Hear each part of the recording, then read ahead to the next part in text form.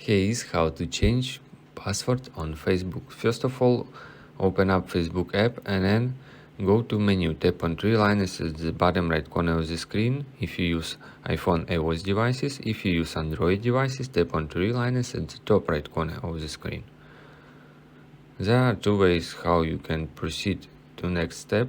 You can tap on the gear icon in the top right corner of the screen. If you not see the gear icon, you just scroll down, tap on Settings and Privacy, then tap on Settings. From this menu, all steps are the same. Just tap on Meta Accounts Center. From the Period menu, proceed to Password and Security. Then tap on Change Password.